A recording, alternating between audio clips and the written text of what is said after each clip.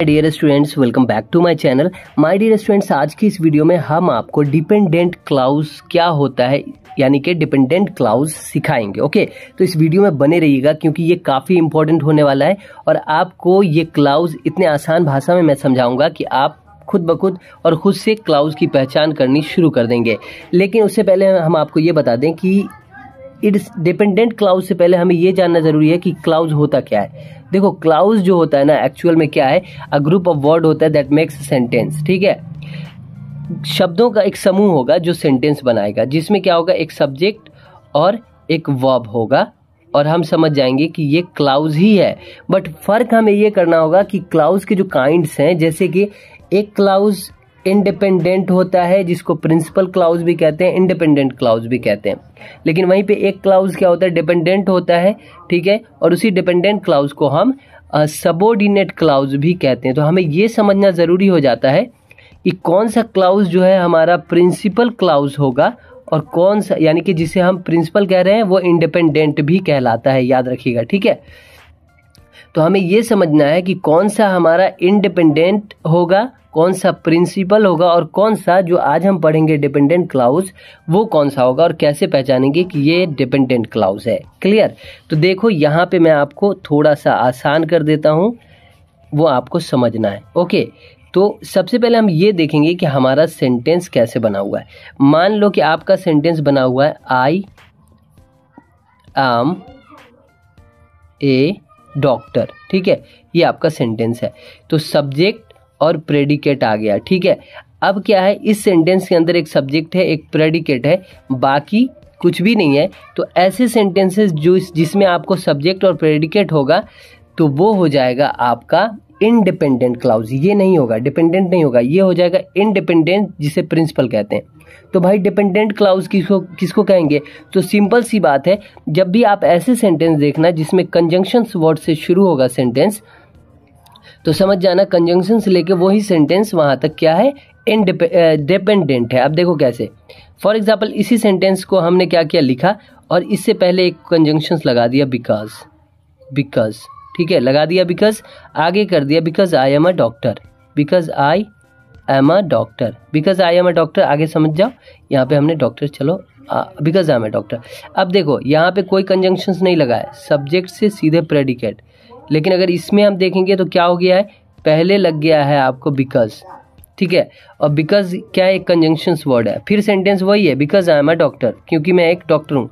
तो बिकॉज लगा, एक कंजंक्शंस वर्ड लगा और सेंटेंस वही है।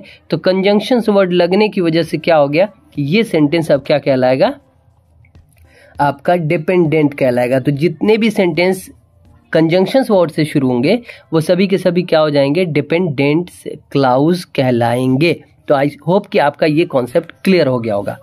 अब हम पहले वन बाय वन करके इसको पढ़ के समझ लेते हैं, फिर आगे सेंटेंस पे हम समझेंगे कि आखिर कैसे हम आसान भाषा में क्लाउज को समझें और क्लाउज का यूज़ करके इंग्लिश बोलें। तो एक चीज़ और ये याद रखिएगा कि क्लाउज हम पढ़ते क्यों हैं। तो क्लाउज इसलिए हम पढ़ते हैं ताकि हम बड़े बड़े सेंटेंसेस को बोलना सीखें आसान तरीके से और हमें प्रॉब्लम ना हो। तो इसे समझना ज़रूरी है। तो अब जैसे मान लो कि यहाँ पर हम एक ये देख लेते हैं कि डिपेंडेंट क्लाउज के कुछ डेफिनेशंस हैं यहाँ नीचे।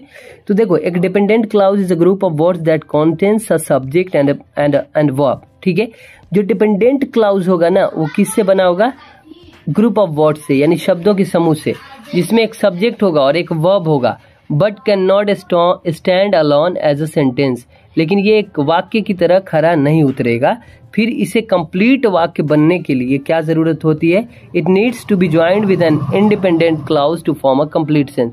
तो इसे एक इंडिपेंडेंट क्लाउज की जरूरत पड़ती है। तो अभी आपने देखा ना, आई एम अ डॉक्टर हमने लिखा, नीचे ये लिखा, दो अलग अलग सेंटेंसेस थे, एक इंडिपेंडेंट था, दूसरा डिपेंडेंट था। ठीक है, तो जितने भी डिपेंडेंट होंगे उनको चाहिए एक इंडिपेंडेंट क्लाउज। ठीक है, तो एक ऐसा सेंटेंस जिसमें ये नहीं होगा, क्या चीज़, कंजंक्शंस वर्ड नहीं होगा, और एक ऐसा सेंटेंस होगा जिसमें कंजंक्शंस वर्ड होगा। तो जिसमें कंजंक्शंस वर्ड होंगे के साथ वो सेंटेंस होगा, तो वो हो जाएगा डिपेंडेंट। ठीक है, आगे हम सेंटेंस में देखेंगे। तो अब देखो, dependent clause is also known as subordinate clause. अगर आपसे कोई पूछेगा कि सबऑर्डिनेट क्लाउज किसे कहते हैं, तो सिंपली जो डिपेंडेंट क्लाउज होगा वही सबऑर्डिनेट क्लाउज होता है, ठीक है। जो जिसमें जो ग्रुप ऑफ वर्ड्स होता है से बना होता है, जिसके अंदर एक सब्जेक्ट भी रहेगा, एक वर्ब भी रहेगा, लेकिन वो अपना जो है एक कंप्लीट सेंस नहीं देगा, ठीक है। उसे एक कंप्लीट सेंस देने के लिए, कंप्लीट सेंटेंस बनने के लिए उसे किस चीज़ की ज़रूरत पड़ेगी? एक प्रिंसिपल क्लाउज की, या फिर प्रिंसिपल क्लाउज को ही हम बोलते हैं इंडिपेंडेंट क्लाउज, इसकी ज़रूरत पड़ेगी, जो कि आगे हम देखने वाले हैं, ठीक है। तो वीडियो में बने रहिए। उसके बाद देखो, it depends on another clause to complete its meaning, जो हमने समझाया कि आपका जो डिपेंडेंट क्लाउज है वो अपनी मीनिंग देने के लिए, कंप्लीट मीनिंग, वो इंडिपेंडेंट क्लाउज पे क्या रहता है? डिपेंड करता है, ठीक है। अब हम आगे देखते हैं, तो आगे क्या लिखा हुआ है कि it can be identified by subordinating conjunction. देखो कितना सिंपल है, जो चीजें हमने आपको बताई वही चीज यहाँ पे लिखा हुआ है कि हम इसे आइडेंटिफाई कर सकते हैं, पहचान सकते हैं कैसे? By subordinating conjunctions. किसके थ्रू? कंजंक्शंस के थ्रू। वो कंजंक्शंस क्या होंगे? तो कंजंक्शंस वो वर्ड होते हैं जो दो वर्ड या दो सेंटेंस को जोड़ते हैं, ठीक है। तो जैसे यहाँ पे बिकॉज है, और है, इफ है, बाय है, ये सभी कंजंक्शंस वर्ड हैं। जैसे कि व्हेन है, व्हेनेवर है, ये सभी क्या करते हैं? ये कंजंक्शंस वर्ड हैं, दो सेंटेंस को जोड़ते हैं, ओके। तो उसी तरीके से हमने क्या किया, यहाँ पे कुछ क्वेश्चन वर्ड रखे हैं। तो जब आप क्लाउज में इस क्वेश्चन वर्ड का यूज करोगे तो इसकी मीनिंग भी बदल जाएगी और इसका यूज का तरीका भी बदल जाएगा। तो देखो जैसे यहाँ पे व्हाट है ना, तो व्हाट का मीनिंग तो क्या होता है, बट जब क्लाउज में यूज करेंगे तो यहाँ पे क्या नहीं होगा, यहाँ पे इसका मीनिंग हो जाएगा जो। और ये जो कब यूज किस चीज के लिए होगा वो भी हम बात करेंगे। ये देखो हमने जो यहाँ लिखा है, ठीक है। तो ये जो जब किसी चीज के लिए हम लगाएंगे, ठीक है। इस दैट का मतलब की होता है, यहाँ पे हम जब क्लाउज में लगाएंगे तो ये जो बताएगा। जब कोई चीज के बारे में हम बात करेंगे, ठीक है, आगे हम समझेंगे, ठीक है। अभी आप बस मेरे बातों को ध्यान से सुनते जाएं, ठीक है। तो दैट मतलब जो हो जाएगा, जब भी हम नॉन लिविंग थिंग्स के लिए बात करेंगे तो वहां पे दैट का यूज करेंगे। व्हेन एवर का मतलब हो जाएगा जब भी, फिर हु मतलब जो हो जाएगा, जिसे हो जाएगा, और इस हु का यूज हम इंसान के लिए करेंगे, पर्सन के लिए करेंगे। ये चीजें दिमाग में रखते चलिएगा। व्हेन का मतलब कब होता है, लेकिन क्लाउज में जब हम यूज करेंगे तो जब बोलेंगे तो यहाँ पे व्हेन का यूज करेंगे हम। देखो वेयर का मतलब कहाँ होता है क्वेश्चन वर्ड के अकॉर्डिंग, लेकिन क्लाउज में इसका यूज क्या हो जाएगा, जहां के तौर पे बनेगा, ठीक है। अब एक चीज याद रखिएगा कि जब भी क्लाउज के अंदर आप ये सारे क्वेश्चन वर्ड पुट कीजिएगा तो इसके जस्ट बाद आप वर्ब नहीं रखिएगा, तो गलत हो जाएगा। इसके जस्ट बाद आपको रखना होगा सब्जेक्ट, और उस सब्जेक्ट के बाद ही आपको रखना होगा वर्ब। यानी कि क्वेश्चन वर्ड अगर क्वेश्चन बनाते हैं हम कि जैसे तुम कहाँ हो, तो वेयर आर यू बोलते हैं, ठीक है। क्या बोलते हैं? वेयर देन आर, जो कि वर्ब होता है, और उसके बाद सब्जेक्ट देते हैं यू, कि वेयर आर यू। लेकिन अगर हमें बोलना है कि तुम जहां हो, तुम देखो तुम कहाँ हो तो ये क्वेश्चन है, लेकिन तुम जहां हो तो ये एक क्लाउज का सेंटेंस है। तो तुम जहां हो के लिए क्या यूज करेंगे? वेयर ही यूज करेंगे।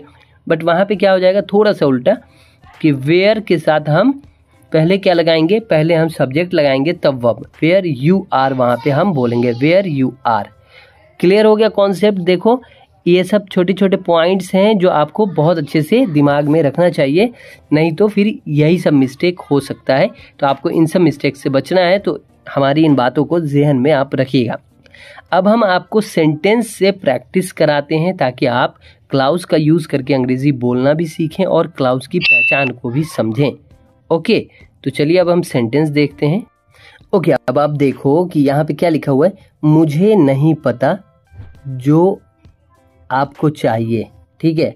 अब एक बात बताओ आप कि मुझे नहीं पता, आई डोंट नो, कंप्लीट हो गया, आई डोंट नो, ठीक है। लेकिन अगर हम इसको छोड़ के ऐसे बोल दें कि जो आपको चाहिए, तो ये क्या है? ये कंप्लीट सेंटेंस है? नहीं है, क्योंकि जो आपको चाहिए को कंप्लीट करने के लिए हमें यहाँ पर एक सेंटेंस देना होगा। तो अब आप ये पहचानो, इसमें हमें बताओ कि कौन सा हिस्सा आपको लग रहा है कि डिपेंडेंट क्लाउज है और कौन सा इंडिपेंडेंट। तो आपको ये देखना है कि हमारा क्लाउज वाला हिस्सा किधर है। तो ये देखो जो है ना यहाँ, जो और जो के साथ जो इतना दूर का जो आप देख रहे हो, ये सभी कौन से इसमें आ जाएंगे? ये आ जाएंगे डिपेंडेंट क्लाउज के अंदर, ठीक है, डिपेंडेंट क्लाउज के अंदर। और ये वाला हिस्सा जो है मुझे नहीं पता, ये किस में आ जाएगा? ये आ जाएगा इंडिपेंडेंट, ठीक है। क्लियर हो गया? ठीक है। अब देखो सेंटेंस में समझो, सेंटेंस में क्या लिखा हुआ है कि मुझे नहीं पता जो आपको चाहिए, ठीक है।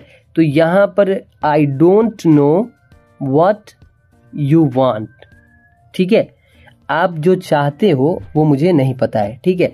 तो यहाँ पे एक चीज़ के बारे में है, और चीज़ के लिए जब जो का यूज़ करते हैं तो हम व्हाट का यूज़ करते हैं, और व्हाट के बाद क्या आया है, व्हाट वांट यू नहीं हुआ है, व्हाट यू वांट सब्जेक्ट आया है, ठीक है। तो जब आपको कहना होगा कि मुझे नहीं पता जो आपको चाहिए, I don't know what you want, या मुझे नहीं पता कि आपको क्या चाहिए, ठीक है, तो हम बोलेंगे I don't know what you want. अब नेक्स्ट सेंटेंस पे चलते हैं, ठीक है। तो नेक्स्ट सेंटेंस देखो क्या है कि उसके पास एक घड़ी है जो सोने की बनी है, ठीक है। अब आप एक बात बताओ, यहाँ पे आपको फिर कौन सा सेंटेंस जो है, कौन सा हिस्सा लग रहा है कि डिपेंडेंट क्लाउज है और कौन सा इंडिपेंडेंट। देखो जिसमें कंजंक्शंस जुड़े होंगे वो डिपेंडेंट होगा, ठीक है। तो अगर आप समझ गए हो तो जाहिर सी बात है ये जो के बाद वाला हिस्सा आप खुद बोलोगे कि ये हमारा डिपेंडेंट क्लाउज है।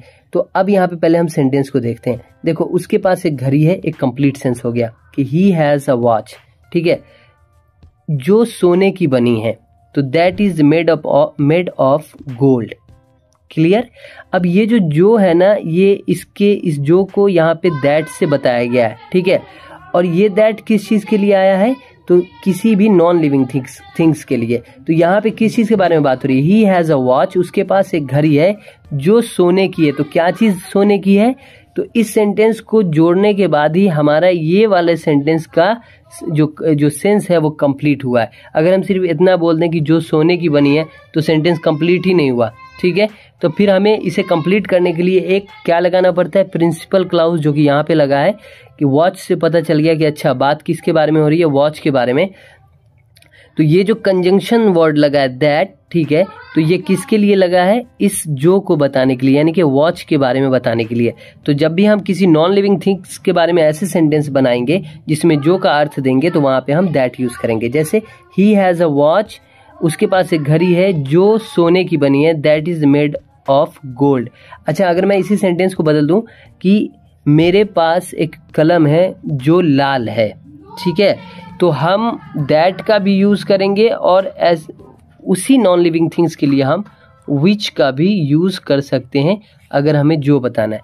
तो अगर हम बोल रहे हैं कि मेरे पास एक कलम है जो लाल है, तो हम क्या बोलेंगे, I have a pen that is red, ठीक है।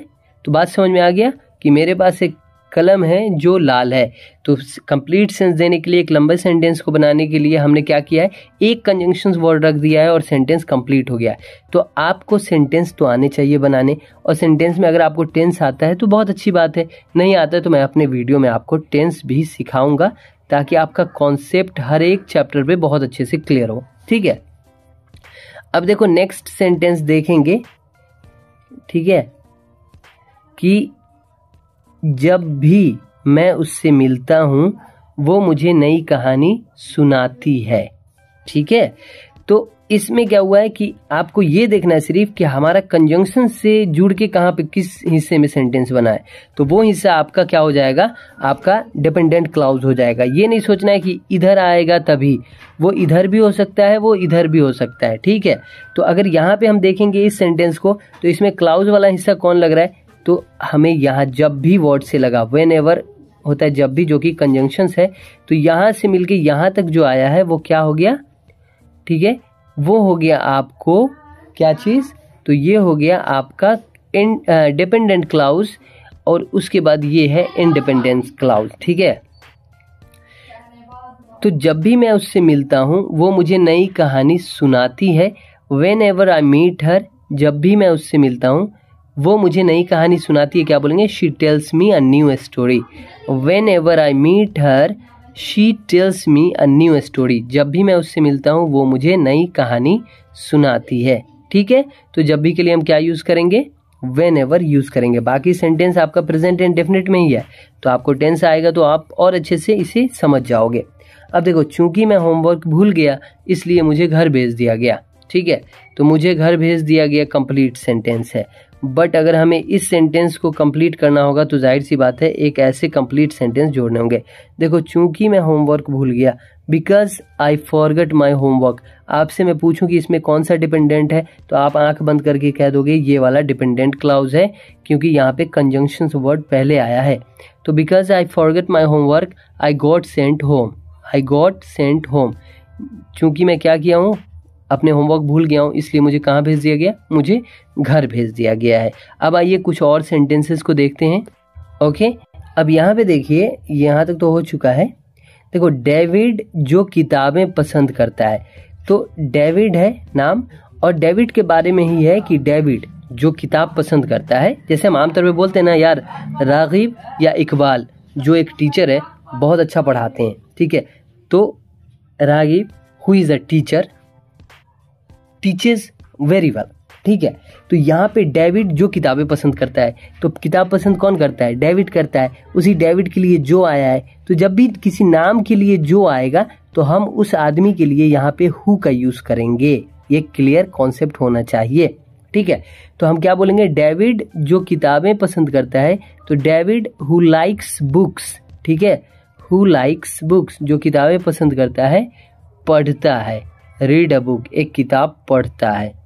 तो David who likes books read a book, ठीक है। जो किताबें पसंद करता है वो पढ़ता है। देखो यहाँ पे नेक्स्ट है, जब फोन बजा मैं नहाने ही वाला था। I was just getting into the bath, ठीक है। मैं नहाने ही वाला था, I was just getting into the bath. जब क्या हुआ, जब फोन बजा। तो अब देखो, अब यहाँ पे कब के लिए हम व्हेन यूज करते हैं, लेकिन जब के लिए भी हम क्या यूज करेंगे, व्हेन ही यूज करेंगे। तो व्हेन फोन रैंग, ठीक है। जब फोन बजा तो हम क्या बोलेंगे, व्हेन रैंग, फोन रैंग। अब आपको ये समझना होगा कि ये जो क्लाउज वर्ड की मीनिंग है, आप अच्छे से पहले याद कर लो। उसके बाद जब आप सेंटेंस बोलोगे, तो जब आपको लगेगा कि यार हम जब बोलने वाले हैं, जहां बोलने वाले हैं, तो आप ये जो वर्ड याद किए फट से वहां पुट कर देना है। बस इतना ही आसान है, सोचना नहीं है। आप एक बार सीखो, वर्ड को अच्छे से याद करो, और जहां पे आपको लग रहा है कि यहाँ पे ये वाला वर्ड हमने कहा है हिंदी में, तो जाहिर सी बात है इसका हमने इंग्लिश ये सीखा है, ये होगा। तो अब यहाँ पे क्या हो गया कि जब के लिए यही व्हेन आएगा तो व्हेन ही हम यूज करेंगे, ऐसा तो नहीं कि कुछ और यूज करेंगे। तो मैं नहाने ही वाला था जब फोन बजा, जब फोन बजा मैं नहाने ही वाला था। I was just getting into the bath when phone wrong, ठीक है। अब देखो, यह वही शहर है जहां मैं पैदा हुआ, ठीक है। अब यहाँ पे जो क्लाउज वर्ड है वो कौन है, जहां। जहां की इंग्लिश आपने क्या सीखी है, तो आपने सीखी है वेयर, ठीक है। वेयर का मतलब कहाँ भी होता है, जहां भी होता है। जहां पे आपको लगेगा कि कहाँ बोलना है, तो भी आप आंख बंद करके क्या लगाएंगे, वेयर ही लगाएंगे। और जहां पे आपको लगेगा कि जहां बोलना है, तो भी आंख बंद करके आप क्या लगाएंगे, वेयर ही लगाएंगे। बस जहां वाला जहां मीनिंग होगा वो क्या हो जाएगा, वो हो जाएगा आपका। तो जब भी आप वेयर लगाएंगे और जहां का सेंस देंगे, तो वो क्या हो जाएगा, वो आपका क्लाउज सेंटेंस हो जाएगा, ठीक है। और उसके बाद आपको सब्जेक्ट पहले रखना होगा, बस इतना ही फर्क है। क्वेश्चन कहाँ बनाओगे, तो पहले आपको वर्ब रखना होगा। तो जहां के लिए आपने समझ लिया कि आप क्या यूज करोगे, वेयर यूज करोगे। तो यह वही शहर है, दिस इज द टाउन जहां मैं पैदा हुआ। तो वेयर आई वॉज बॉर्न, ठीक है। तो वेयर के बाद देखो आई यूज हुआ है, यानी कि सब्जेक्ट यूज हुआ है, क्योंकि ये सेंटेंस कौन से है, क्लाउज वाले सेंटेंस है, जिसमें हम वेयर का मतलब जहां यूज कर रहे हैं, इसलिए यहाँ पे क्या हो जाएगा, वेयर के बाद आई आएगा। तो this is the town where I was born, ये वही शहर है जहां मैं पैदा हुआ। तो आई होप कि आपको ये समझ में आ गया होगा कि डिपेंडेंट क्लाउज क्या होता है और कैसे पहचानते हैं। आगे हम और भी जो इंडिपेंडेंट क्लाउज हैं, क्लाउज के जो काइंड्स हैं, सब पे शॉर्ट छोटे छोटे वीडियो बना के आपको समझाने की कोशिश करेंगे। तो आज के लिए बस इतना ही रखते हैं। आपको ये वीडियो कैसा लगा कमेंट में ज़रूर बताइएगा। साथ ही अगर आप नए हैं तो हमारे चैनल को सब्सक्राइब कीजिए, बेल आइकन को दबाइए, ताकि जब भी मैं वीडियो डालूँ उसके नोटिफिकेशन आप तक सबसे पहले पहुँचे। मिलते हैं नेक्स्ट वीडियो में एक नई टॉपिक के साथ, तब तक के लिए bye bye. Thanks for watching.